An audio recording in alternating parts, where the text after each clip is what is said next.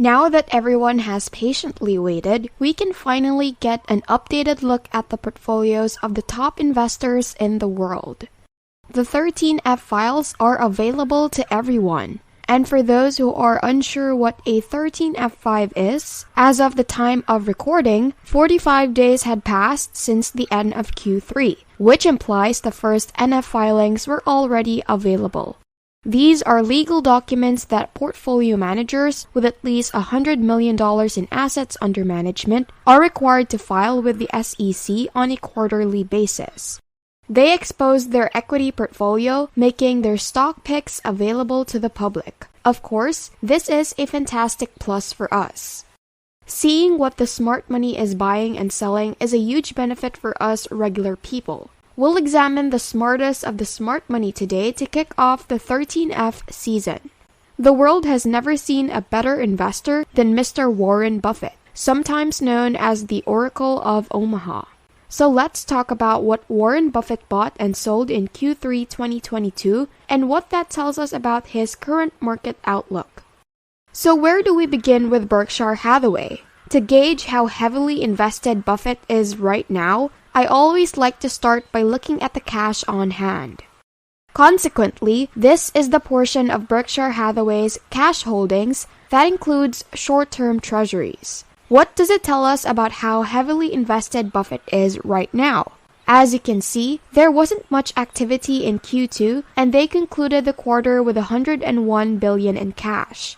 Now at the conclusion of Q3, they closed the quarter with $105 billion in cash, which is again fairly inactive. Since Berkshire's portfolio was worth $300.1 billion last quarter, they were almost exactly 1 quarter in cash and 3 quarters invested. This quarter, with the portfolio's minor reduction and tiny growth, Berkshire is retaining just over 26% of its cash on hand. Having said that, bear in mind that their insurance company also has an untouchable $30 billion emergency fund. There is then still room for large investments if Buffett so chooses. Although it appears that he did not discover anything outlandish in Q3. With that said, let's now examine Berkshire Hathaway's 13F filing. This is primarily Warren Buffett's stock portfolio, but keep in mind that Todd Times and Ted Weschler also invest using the Berkshire Hathaway name. So not everything in here is always Buffett. As you scroll down the list of the smaller holdings, the likelihood that something is actually Todd increases significantly. Also keep in mind that this is only the US portfolio. The 13F filing is a US regulatory file, but Buffett has a sizable portion of his holdings in the US. So with that said, listed below is every purchase and sale made by Berkshire Hathaway in Q3 2022, starting at the top. Chevron was increased, Occidental was significantly increased, and Activision Blizzard was decreased. They bought Taiwan Semiconductor, which was extremely fascinating. They lowered US Bank Corp somewhat. They cut the Bank of New York. They were added to Paramount Global. They decreased GM. They added to Celanese and IH. Finally, they purchased Louisiana Pacific Corp and Jefferies Financial Group.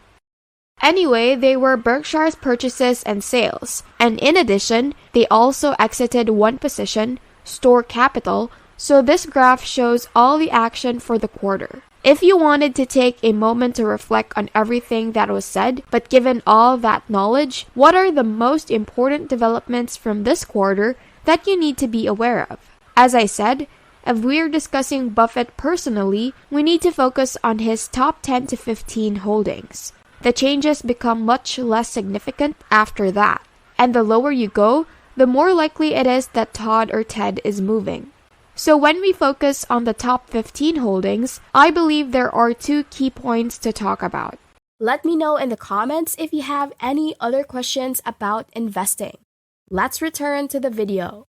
I'll begin with a major shock, which was the significant new investment in Taiwan Semiconductor, TCM, which rapidly jumped up to the 10th largest holding in the portfolios. The Buffett effect is undoubtedly in full force there as a result of Buffett's acquisition of around $4 billion worth of this company in only one quarter, or nearly 60 million ADRs. However, what does this purchase actually signify? Well, it indicates that Buffett is betting heavily on the semiconductor industry and that he isn't afraid to invest in large Taiwanese companies. First off, what exactly is TSMC?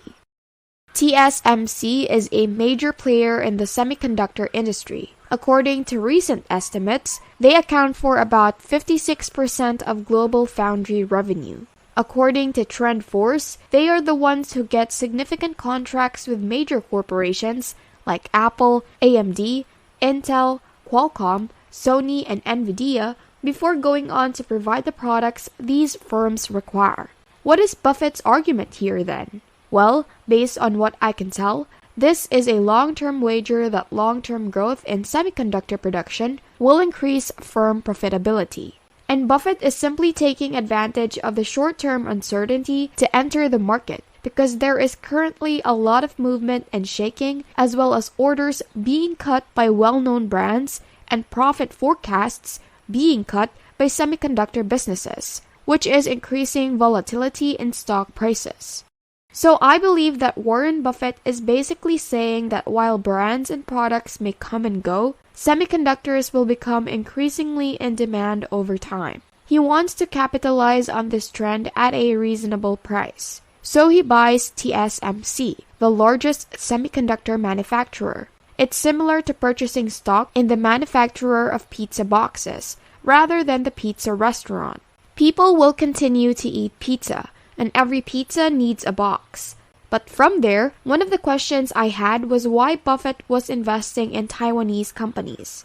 The more I thought about it, I think the answer is actually quite simple in this case. Yes, there may be a lot of geopolitical tension between China and Taiwan right now, but I don't think in any scenario TSMC gets heavily impaired.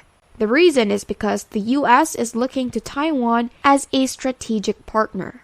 The first major takeaway from Buffett's 13F is that TSMC suddenly becomes a crucial partner to China in order for them to keep up. Therefore, even if relations between China and Taiwan become extremely tense, I believe that either way, TSMC would still thrive because they are a major player in the electronics industry. The second major takeaway is that Buffett is still investing in large oil companies. In the previous quarter, he bought 1.4 shares of Chevron and 16 shares of Occidental, and in the third quarter, he continued to acquire more, adding 2.4 shares of Chevron and a staggering 22.58 shares of its Oxy position. Intriguingly, he has now increased his Chevron holdings for the fifth consecutive quarter, and he has increased his Oxy holdings for the third consecutive quarter. This is true even though shares of both firms have continued to rise throughout the period. First, he stated that the performance of a large oil production firm you invest in will largely depend on the price of oil. It is an investment that depends on the price of oil. So yes, the price of oil is a key indicator for these stocks.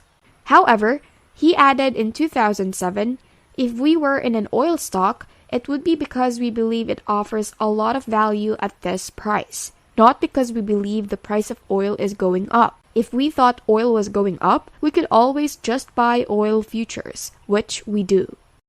Buffett's reasoning for investing in oil stocks basically boils down to the fact that they're good quality companies at fair prices, and he's not just betting on oil prices. This actually very well aligns with what he's recently said about Oxy. For example, regarding the transcript of the Q1 Oxy earnings call, Buffett said, "I read every word and said this is exactly what I would be doing. She's running the company the right way. Therefore, I genuinely believe Buffett anticipates future excellent returns from high-quality enterprises. He's willing to do that transaction, though it will get more difficult when the share values of these companies climb. It will be interesting to observe when Buffett truly stops adding new things." Hope you have learned something from this video. What are your thoughts? Comment down below. If you enjoyed this video, make sure to click the like button, and also don't forget to subscribe to the channel and hit the notification bell for you to be updated on our latest videos. See you in the next video. Thanks for watching! Want to learn more and be more financially literate? Click on the next videos we have in our channel, showing on the screen right now.